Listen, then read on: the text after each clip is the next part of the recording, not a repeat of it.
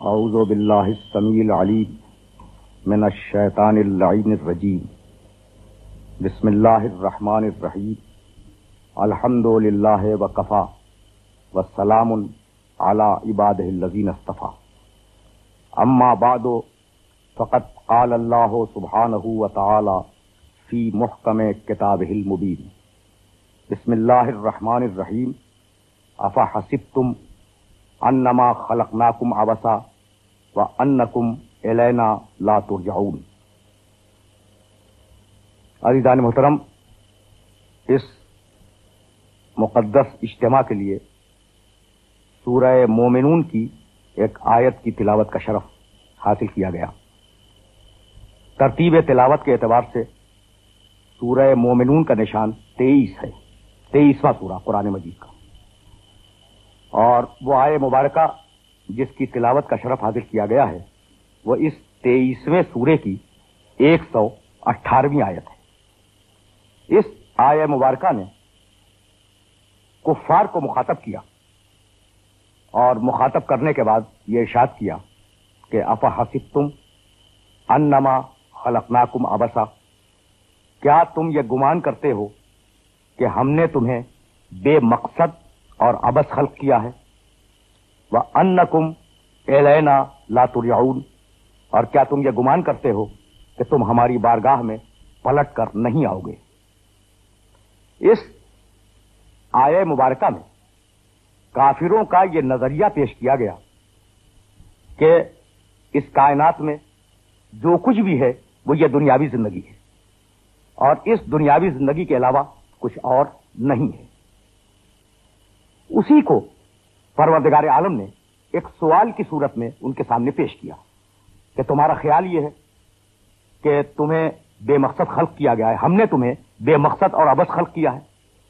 یعنی ایک گروہ وہ ہے جس کا نظریہ یہ ہے کہ یہ کائنات بے مقصد خلق ہوئی اور ہماری تخلیق بھی بے مقصد ہے، اور اسی آیہ مبارکہ سے یہ نظریہ بھی واضح ہوتا ہے کہ خود قرآن کی نگاہ میں اور پروردگار عالم کی نگاہ میں اس کائنات کا ایک مقصد ہے۔ تو وہ لوگ جو اس کائنات میں مقصدیت کے قائل نہیں ہیں، ان کے قول کو پروردگار عالم نے سورہ جاسیہ میں نقل فرمایا ہے۔ سورہ جاسیہ قرآن مجید کا 45واں سورہ ہے، اور اس سورے میں دہریوں کی بات نقل کی۔ وقالو ان ہیا الا حیاتنا الدنیا، یہ دہریے کہتے ہیں منکرین خدا کہ اس دنیاوی زندگی کے علاوہ کچھ نہیں ہے۔ ان ہیا الا حیاتنا الدنیا، بس جو کچھ بھی ہے یہ ہماری دنیاوی زندگی ہے۔ نموتو و نحیا، پیدا ہوتے ہیں مرتے ہیں، مرتے ہیں پیدا ہوتے ہیں، یہ ایک سلسلہ چل رہا ہے۔ وما یہلکنا الا الدہر، اور ہمیں جو موت آتی ہے، ہم جو ہلاک ہوتے ہیں، تو ہلاک کرنے والا ہمیں کوئی خدا نہیں ہے بلکہ زمانہ ہلاک کر رہا ہے۔ ہم زمانے کی تخلیق ہیں اور زمانہ ہی ہمیں موت دیتا ہے۔ ما لہم من علم، ان کے پاس کوئی علم نہیں ہے، وہ فقط ایک گمان کر رہے ہیں۔ ان ہم الا یظنون، یہ ان کا قیاس ہے، یہ ان کی تخمین ہے، یہ ان کا ظن ہے، اور یہ ان کا گمان ہے۔ میں اس مرحلے فکر پر اپنے سارے سننے والوں کو روکنا چاہ رہا ہوں کہ دہریوں کا خیال ہے کہ بس جو کچھ بھی ہے وہ یہ دنیا ہے، ہم اس پہ پیدا ہوئے، رصد لی، جو حصہ کائنات پہ ہمارا معین تھا وہ ہم نے حاصل کیا، اور ہم اس دنیا سے چلے گئے، اور اب جو چلے گئے تو عدم میں گئے، گھپ اندھیرے میں چلے گئے۔ اب ہماری نہ کوئی ایکٹیویٹی ہے، نہ کوئی جزا ہے، نہ کوئی سزا ہے۔ اس مرحلے پر میرے ذہن میں ایک سوال پیدا ہوتا ہے، اور وہ یہ کہ کیا اگر اس نظریے کو مان لیا جائے کہ فقط یہ دنیا ہے، تو کیا اربوں خربوں سال کی اس طویل و عریض کائنات میں ہر انسان کا حصہ اس کی فقط عمر طبیعی ہے؟ 50 سال، 100 سال، 75 سال، 90 سال، اتنی تو عمر ہوتی ہے نا انسان کی۔ تو کیا خربوں سال کی کائنات میں آپ کا اور میرا حصہ، ایک ایک انسان کا الگ الگ حصہ کل اتنا ہے کہ آپ کو 50 سال کی نعمتیں مل جائیں یا 100 سال کی نعمتیں مل جائیں؟ دوسرا سوال جو پھر پیدا ہوتا ہے وہ یہ ہے کہ کیا ہم جانوروں کی زندگی گزارنے کے لیے اس دنیا میں بھیجے گئے؟ اور تیسرا سوال جو اسی سوال سے نکلتا ہے وہ یہ کہ پھر ہمیں عقل دینے کی ضرورت کیا تھی؟ ہم جانوروں کی طرح آتے، زندگی گزارتے، جانور ہی کی طرح اس دنیا سے واپس چلے جاتے. تو عقل دینے کی ضرورت کیا تھی؟ چوتھا سوال پھر ایک پیدا ہو جاتا ہے کہ اگر کوئی آخرت نہیں ہے، کوئی جزا و سزا نہیں ہے، فقط یہ دنیا ہی دنیا ہے، تو ضرورت کیا ہے کہ ہم کسی بھی قانون کی پابندی کریں؟ یعنی میں نہ آپ سے مذہب کی بات کر رہا ہوں نہ دین کی، فقط عقلی اور نفسیاتی بنیادوں پر ایک سوال کرنا چاہتا ہوں کہ اگر یہ دنیا ہے اور ہمارا حصہ اس دنیا میں فقط 100 سال ہے، 90 سال ہے، 95 سال ہے، یعنی میکسیمم عمر جو آج کل انسانوں کی ہوتی ہے، تو ضرورت کیا ہے کہ ہم کسی بھی قانون کی پابندی کریں؟ اس لیے کہ مرنے کے بعد قانون کی پابندی کرنے والا اور قانون کو توڑنے والا دونوں برابر ہوں گے. تو جب دونوں برابر ہوں گے تو ضرورت کیا ہے اس بات کی کہ کوئی قانون کی پابندی کرے اور اپنی پوری زندگی کو کسی بھی لگے بندھے اور ٹکے اصولوں کے تحت گزارے. اگر یہ باتیں واضح ہوئیں تو پھر ایک سوال اس کے اوپر اور کیا جا سکتا ہے، وہ یہ کہ میری اور آپ کی جو رسد ہے اس دنیا سے وہ 100 سال کے اندر اندر ہے. تو ضرورت کیا ہے کہ میں اس دنیا کی تعمیر کروں مستقبل کے لیے؟ ضرورت کیا ہے کہ آپ اس دنیا کی مستقبل کے لیے تعمیر کریں؟ اس لیے کہ آپ کو جو حصہ مل رہا تھا وہ مل گیا. اب اگر آپ نے اس انسانیت کو سدھار دیا، اس معاشرے کی آپ نے کوئی خدمت انجام دی، تو اس معاشرے کی خدمت سے آپ کو کیا فائدہ پہنچے گا؟ کچھ بھی نہیں پہنچنے والا اگر فقط یہ دنیا ہی ہے. تو یہ ایک نظریہ ہے جسے قرآن مجید نے سوال کی صورت میں انسانوں کے سامنے پیش کیا. افحسبتم انما خلقناکم عبثا، بھائی تمہارا خیال یہ ہے کہ ہم نے تمہیں عبث پیدا کیا، بے مقصد پیدا کیا، وانکم الینا لا ترجعون، اور تم ہماری بارگاہ میں واپس نہیں آؤ گے. تو اگر واقعاً یہ طے کر لیا جائے کہ ہم عبث خلق ہوئے اور ہمیں کسی کی بارگاہ میں جانا نہیں ہے، تو جتنے بھی سوالات میں نے آپ کی خدمت میں پیش کیے ہیں ان میں سے ایک سوال کا جواب بھی دینا ممکن نہیں ہے.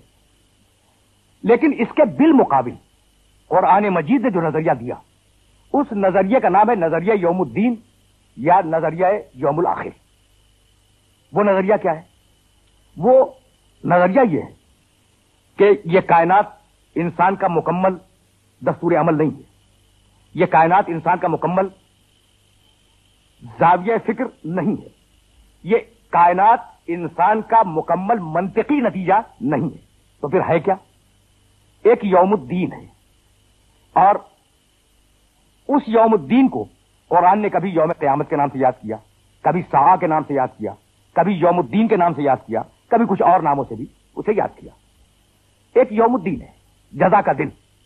اگر وہ یوم الدین تمہاری حلق سے اتر گیا اور تم نے اسے قبول کر لیا اپنے شرح صدر اور اطمینان نفس کے ساتھ، تو تم ان سارے مسائل کا جواب دے سکتے ہو. اب وہ یوم الدین کیا ہے؟ تو سورہ انفطار میں ارشاد فرمایا، 30ویں پارے کا ایک مشہور سورہ ہے، ما ادراک ما یوم الدین، تم کیا جانو کہ یوم الدین کیا ہے؟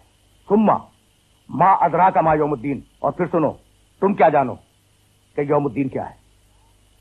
وہ دن ہے کیا؟ لا تملک نفس لنفس شیئا، اس دن کسی انسان کو دوسرے انسان پر کوئی اختیار نہیں ہوگا. اس دن کوئی انسان کسی دوسرے انسان کے کام نہیں آ سکے گا. والامر یومئذ للہ، اور سارے امور، سارا ایڈمنسٹریشن، ساری طاقتیں اس وقت مخصوص ہوں گی پروردگار عالم کے ساتھ. تو یہ ہے یوم الدین کہ کوئی انسان کسی کے کام نہ آ سکے اور سارا اقتدار اور سب کچھ اللہ کے کنٹرول میں ہو. بھائی اقتدار تو آج بھی اس کے کنٹرول میں ہے، لیکن چونکہ انسان کو پروردگار عالم نے اختیار دیا ہوا ہے تو کچھ باتیں ہمارے بھی اختیار میں ہیں. لیکن وہ جو یوم الدین ہوگا اس یوم الدین میں کسی کے پاس کوئی اختیار نہیں ہوگا اور سارے اختیارات پروردگار عالم کے پاس ہوں گے. تو یہ ہے یوم الدین. اچھا، اس یوم الدین کی اہمیت کیا ہے؟ قرآن مجید میں کم و بیش 25 مقامات پر پروردگار عالم نے اس یوم الدین کو ایمان باللہ کے ساتھ رکھا.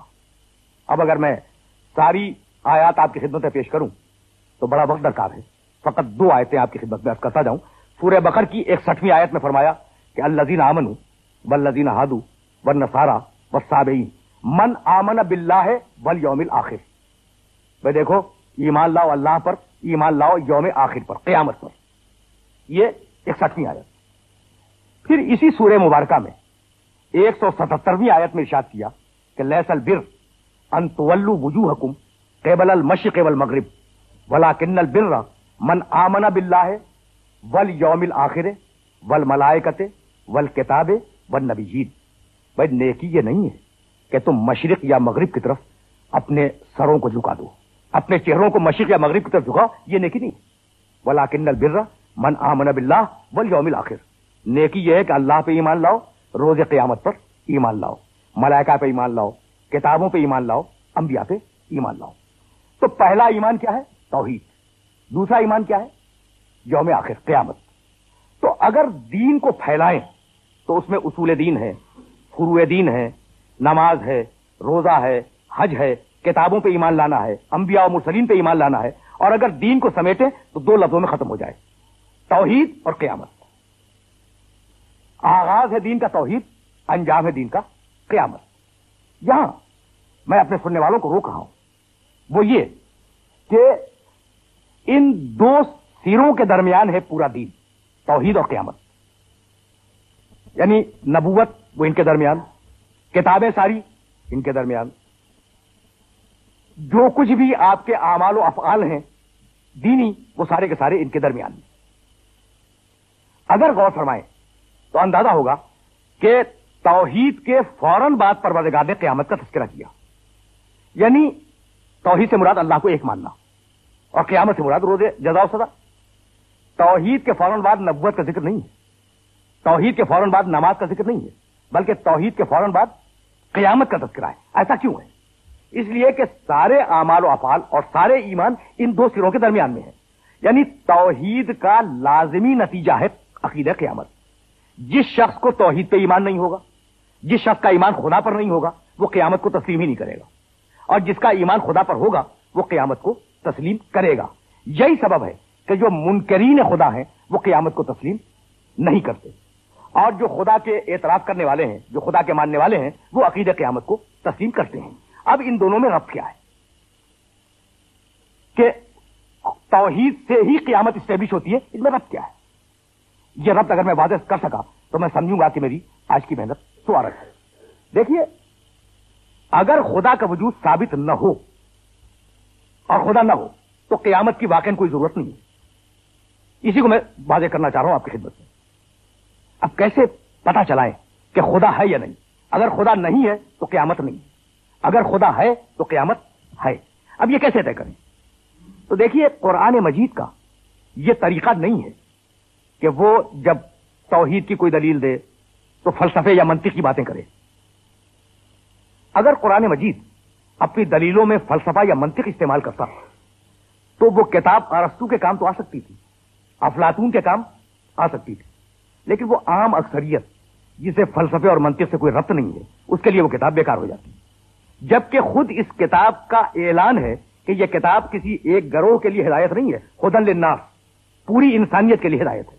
تو جب پوری انسانیت کے لیے ہدایت ہے تو اس میں دلیلیں ایسی ہونی چاہیے جو ہر انسان کے ذہن میں داخل ہو سکے اور جنہیں ہر انسان سمجھ سکے. تو اب ایک چھوٹا سا پیراگراف ہے سورہ نحل میں، ابتدائی پیراگراف، جس کے اندر پروردگار نے اپنے وجود پر دلیل اسٹیبلش کی. ارشاد فرمایا، هو الذی انزل من السماء ماء لکم منہ شراب ومنہ شجر فیہ تسیمون. اللہ وہ ہے جس نے تمہارے لیے آسمان سے پانی اتارا، برسایا، اسی سے تم اپنی پیاس بجھاتے ہو، اسی سے تمہارے درخت سیراب ہوتے ہیں. فیہ تسیمون، اور اپنے مویشیوں کو انہی سبززاروں میں چراتے ہو جو پانی سے پرورش پا کے اگے ہیں. ینبتو لکم بہ الزرع والزیتون والنخیل والاعناب ومن کل الثمرات ان فی ذلک لآیۃ لقوم یتفکرون. اور اسی پانی کے ذریعے اللہ پھل پیدا کرتا ہے، زیتون پیدا کرتا ہے، انگور پیدا کرتا ہے، ساری دنیا کے پھل اور ساری دنیا کے پھول پیدا کرتا ہے. اس میں نشانی ہے ان لوگوں کے لیے جو فکر سے کام لیتے ہیں. وسخر، پیراگراف چل رہا ہے، لکم اللیل والنہار والشمس والقمر والنجوم مسخرات بامرہ ان فی ذلک لآیات لقوم یعقلون. اور اللہ نے تمہارے لیے مسخر کیا رات کو، تمہارے لیے مسخر کیا دن کو، تمہارے لیے اس نے مسخر کیا سورج کو، تمہارے لیے اس نے مسخر کیا چاند کو. والنجوم مسخرات بامرہ، اور سارے کے سارے ستارے اس کے امر پر مسخر ہیں. इसमें निशानियां हैं साहिबान अक्ल के लिए। वमा ज़रा लकुम फिल अर्ज़ मुख्तलिफन अलवानुहु इन्ना फी ज़ालिका लआयतन लिक़ौमिन यज़क्करून। और देखो, पानी का रंग एक, पानी का मिजाज एक, मिट्टी का रंग एक, लेकिन अब ये हमारी ताकत है कि जब फल निकले और फूल निकले तो एक रंग के ना निकले, मुख्तलिफ रंगों के निकले। इन्ना फी ज़ालिका लआयतन लिक़ौमिन यज़क्करून, इसमें निशानी है साहिबाने नसीहत के लिए, साहिबाने तज़क्कुर के लिए, साहिबाने जिक्र के लिए। हुवल्लज़ी सख़रा लकुमुल बहरा, यानी अजीब व गरीब तरीके से परवरदिगार आलम ने अपने वजूद पे दलीलें कायम की।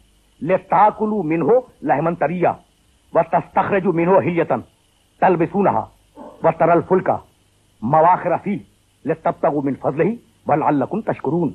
और देखो, अल्लाह ही वो है जिसने समंदर को तुम्हारे लिए मुसख्खर किया। हुवल्लज़ी सख़रा लकुमुल बहरा, अल्लाह ने समंदर को तुम्हारे लिए मुसख्खर किया ताकि तुम अपने लिए उस समंदर से ताजा गोश्त हासिल कर सको। ले तस्तखरजू मिन्हो लहमन तरिया।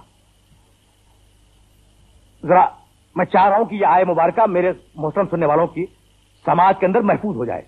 हुवल्लज़ी सख़रा लकुमुल बहरा ले ताकुलू मिन्हो लहमन तरिया व तस्तखरजू मिन्हो हिल्यतन तलबिसूनहा।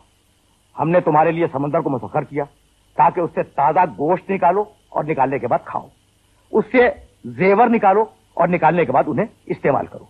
भले तब्तगू मिन फज़लिह, और समंदर के जरिए तुम फजल खुदा को तलाश करने के लिए, रिस्क को तलाश करने के लिए इधर से उधर जा सको। बल अल्लकुम तशकुरून, और हमने इस समंदर को इसलिए मुसख्खर किया कि तुम हमारी बारगाह में हदिया तशक्कुर पेश कर सको। अब इन सारी आयतों में, आयतों का सिलसिला तवील था, मैंने छोड़ दी। इन सारी आयतों में परवरदिगार आलम ने अपने वजूद की तरफ मुतवज्जह किया कि भाई कोई है जो पानी का रंग एक रखता है, मिट्टी का रंग एक रखता है, लेकिन जब फल फूल उगाता है तो मुख्तलिफ रंगों के हैं। कोई है जो पानी को इतनी ताकत अता करता है कि वो तुम्हें भी हयात दे सके, तुम्हारे मवेशियों को भी हयात दे सके, और तुम्हारे पौधों को, तुम्हारी नबातात को भी जिंदगी बख्श सके। कोई है। अब ये कैसे मालूम हो कि इस दलील में परवरदिगार आलम ने फरमाना क्या चाहा? इस दलील का नाम है दलील नज़्म। इसे पूरी तरह महसूस फरमाए तो आगे जाने में आसानी हो जाए। भाई देखिए, संगलाख चट्टानें हैं पहाड़ों की, अगर आप मैदानों में निकल जाएं तो पहाड़ ही पहाड़ आपको नजर आएंगे हद नजर तक। अच्छा, इन पहाड़ों को अगर आप तवज्जो से देखें तो कोई ऊंचा है, कोई नीचा है, कोई छोटा है, कोई चिपटा है, हर एक की एक अलग शक्ल है। मैं अगर आपसे ये कहूं कि जनाब ये पहाड़ फला इंसान ने बनाए हैं तो आप तस्लीम नहीं करेंगे। आप कहेंगे नहीं जनाब, ये उनकी फितरी साख्त है, जो नजर आ रही है किसी इंसान की साख्त बनाई हुई शक्ल नहीं है, बल्कि ये उनकी फितरी साख्त है। लेकिन उसी मैदान में जिसके आखिरी सिरे पे पहाड़ है, चुने हुए पत्थर अगर रखे हुए हों तले ऊपर, और उन पत्थरों के मुतालिक मैं 1,00,000 कसमें खा के कहूं कि इनको तरतीब से किसी इंसान ने नहीं रखा, तो क्या आप मेरी बात तस्लीम करेंगे? नहीं मानेंगे। बस यही वो राज है जहां से वजूद खुदा साबित होता है। यानी आपने पहाड़ों को देखा और मैंने आपकी खिदमत में अर्ज किया कि जनाब ये पहाड़ फला इंसान ने तराशे हैं, आप कभी नहीं मानेंगे, कहेंगे नहीं जनाब ये फितरी तरीके से, इसी तरीके से पैदा हुए। लेकिन अगर किसी मकाम पर तरतीब से चुने हुए पत्थर रखे हों और उनका मकसद यह हो कि कोई मसलन रास्ता बतलाया जाए, रास्ते की निशानदेही के लिए तरतीब से रख दिया जाए, तो मैं 1,00,000 कसमें भी खाऊं तो आप तस्लीम नहीं करेंगे कि यह खुद बखुद तरतीब से है, बल्कि आप कहेंगे कि किसी इंसान का हाथ उसमें है। अब मैं पूछना चाहता हूं कि यह फर्क आपने कैसे किया? भाई यही मौजूद गुफ्तगू का माहसल है। आपने फर्क कैसे किया? तो फर्क आपने इस तरीके से किया कि भाई उन पहाड़ों की मकसदियत वाज़ेह नहीं है, लेकिन ये पत्थर जो तरतीब से रखे हुए हैं लगता ऐसा है कि इनका कोई मकसद है। तो जब यह मालूम हो गया कि इनका कोई मकसद है, कोई रास्ता बताना मकसूद है, कोई और काम मकसूद है, तो पता यह चला कि किसी बाशऊर इंसान ने इन्हें तले ऊपर आगे चुन दिया है। तो अगर इस कायनात में आपको मकसद नजर आए, इस कायनात में तरतीब नजर आए, इस कायनात के अंदर रियाजी के दकीक तरीन अवामिल नजर आए, इंसान के लिए निजाम तनफ्फुस हो, जमीन में न इतनी ज्यादा कशिशों के पांव खींच ले, न इतनी कम हो कि इंसान उछल जाए, जमीन न इतनी सख्त हो कि खेती बाड़ी न कर सके, न इतनी नरम हो कि उसमें धंस जाए, तो इसका मतलब यह है कि इसके अंदर एक तरतीब पाई जाती है, एक नज्म पाया जाता है, और एक मुस्तकिल बिज़ात इरादा इस कायनात के पीछे है। वो तरतीब देने वाला, वो नज़्म देने वाला, वो मुस्तकिल बिज़ात इरादा रखने वाला सिवाय इस खालिक़े कायनात के और कोई नहीं है। इंसान बेमकसद दुनिया में नहीं आया। इंसान आया इबादत के लिए, इंसान आया इम्तिहान देने के लिए। अच्छा जनाब, मैंने फिर रोक लिया अपने सारे मोहतरम सुनने वालों को। इंसान आया है इबादत के लिए, तो अल्लाह सजदे मांग रहा है, यही है ना? सजदे क्या वोट हैं जो देकर उसकी किबरियाई में इजाफा करने का सबब बनेंगे?